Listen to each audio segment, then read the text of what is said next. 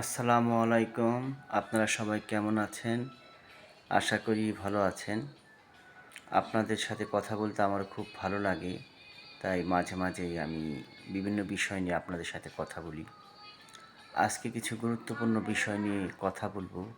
সেটা হচ্ছে দেখেন, আমাদের জীবনে টাকার প্রয়োজন আছে। এটা সত্য। কারণ টাকা ছাড়া জীবনটা আসলেই উপভোগ করা যায় না। সর্বক্ষেত্রেই টাকার প্রয়োজন। এই টাকা ইনকাম করতে যেয়ে অনেকে সফল হয়, অনেকে হয় না।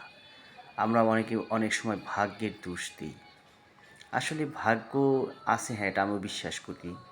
কিন্তু আসলে আমরা অনেক সময় অনেক অবহেলা, অনেক পরিকল্পনার কারণে জীবনে সবাই সফল হতে পারি না। আসলে সফল হতে অনেক সাহসও লাগে, অনেক ভাগ্য বলতে অনেক সাহসের দরকার। কারণ আপনাকে স্কিল ডেভেলপ করতে হবে এবং সঠিক সময় সঠিক সিদ্ধান্ত নিতে হবে। তাহলেই আপনি জীবনে সফল হতে পারবেন, টাকা ইনকাম করতে পারবেন। এটা হচ্ছে কথা। কিন্তু টাকা ইনকাম করে আমাদের অনেক আত্মস্বজন, আমরা অনেক বাঙালি মানুষদের ভিতরে আমি দেখছি অনেক ইগো হয়ে যায়, মানে অনেক অহংকার। এই জিনিসগুলা খুব খারাপ। আজকে আপনি অনেক টাকার মালিক হয়ে গেছেন, যদি ভালো ব্যক্তি, ভালো মানুষ হন, টাকা ভালো কাজে ব্যয় করেন। অনেক অসহায় গরিব মানুষ না খেয়ে থাকে, পড়াশোনা করতে পারতেছে না, তাদের পরনের কাপড় চোপড় নাই। অনেক দেখছি, অনেক বাচ্চা শিশু ব্রেন টিউমারে আক্রান্ত, অপারেশন করতে পারে না। টাকা এদিকে দান, আপনি দান খয়রাত করেন, সেটা গোপনে।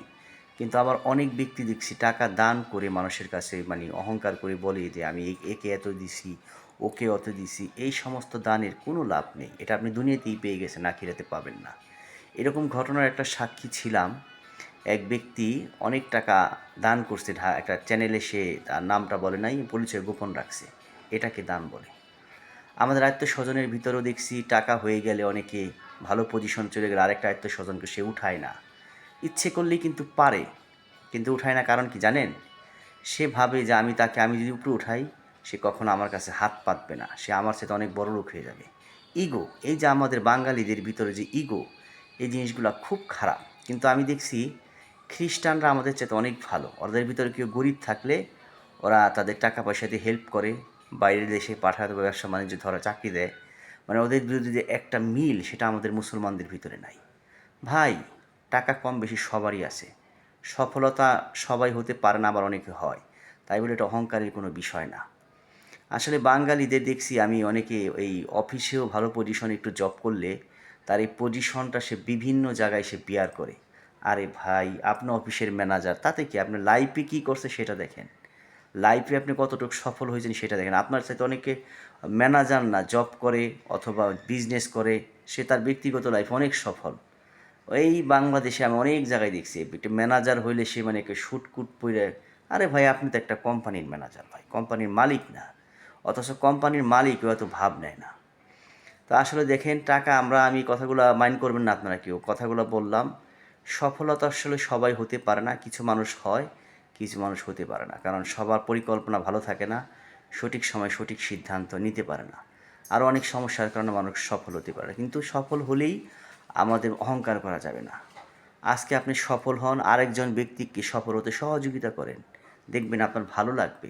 একটা বেকার মানুষকে 5 লাখ টাকা দেন, একটা ব্যবসা ধরতে সহযোগিতা করেন। আপনার সামর্থ্য আছে, একটা মানুষকে ভালো চাকরি দেন, ভালো লাগবে আপনার। এটাই হচ্ছে আত্মতৃপ্তি। কথাটা বুঝছেন? এদিকে ইগো করার কিছু নাই। আমার এদিকে অনেক আত্মীয়স্বজন আছে, আশা করি তারা ওই কথাগুলো শুনবে, জানবে। আর দেখেন, মানুষকে সহযোগিতা করলে মানুষ যদি বড় হইতে পারে, সে একসময় আপনার নাম নিবে, আল্লাহর কাছে প্রার্থনা করবে।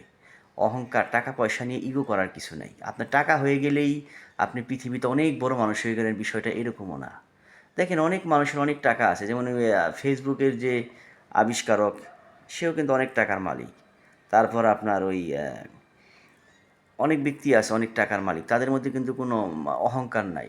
তারপর আপনার ওই এই রতন টাটা, সেও কিন্তু অনেক টাকার মালিক। সে কিন্তু তার কর্মীদের খোঁজ খবর নেয়, অসুস্থ কি না, কী অবস্থায় আছে। এটা কিন্তু অনেক টাকার মালিক, কিন্তু টাকাগুলো আসলে তারা ভালো কাজে ব্যয় করে।